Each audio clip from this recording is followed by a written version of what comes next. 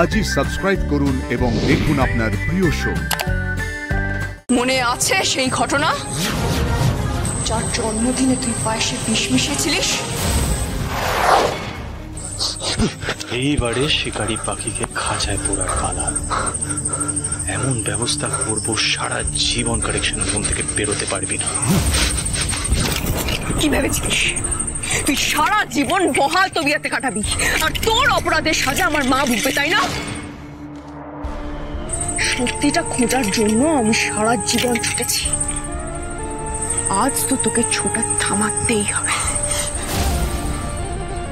तुम लोग को हम आखिरी बार चेतावनी दे रहा है। ते लोग चुपचाप कालीगढ़ से बाहर निकल जा, वरना बहुत पछताएगा रे।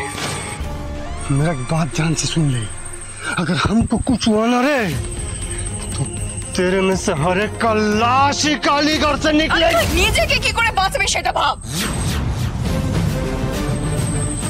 আমি অর্ধেন্দু বিশ্বাসের মেয়ে, তোর জম তোর সামনে দাঁড়িয়ে আছে। মনে আছে সেই ঘটনা, যার জন্মদিনে তুই পায়েসে বিষ মিশিয়েছিলিস?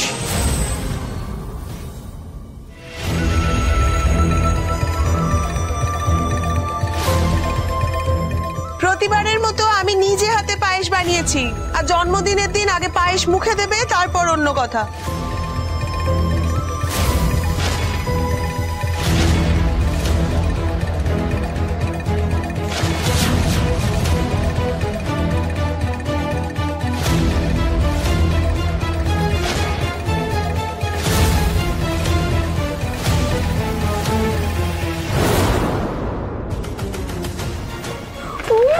দেখো আমি বাবার জন্য হ্যাপি বার্থডে ছবিটা এঁকেছি, খুব সুন্দর হয়েছে। আগে তুমি বাবাকে পায়েসটা খাওয়াবে, তারপর আমি দেব। চলো সোনা চল।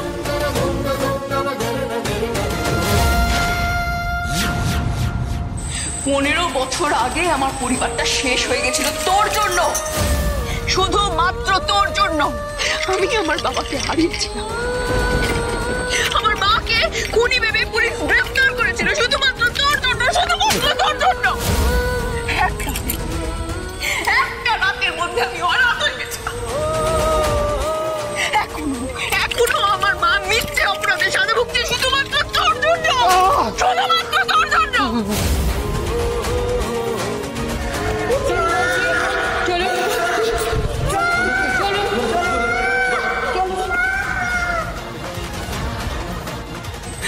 ওইটুকু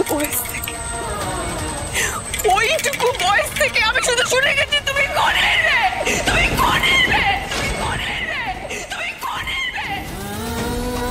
আমি চিৎকার করে এসেছি, না আমার মা খুনি নয়, আমার মা খুনি নয়। কেউ বিশ্বাস করেনি আমার কথা।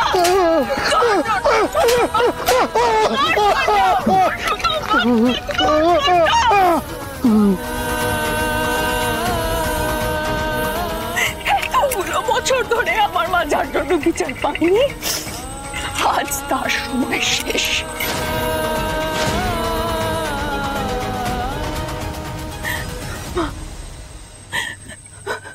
আমি পেরেছি, আমি তোমার দেওয়া কথাটা রাখতে পেরেছি, আমি পেরেছি।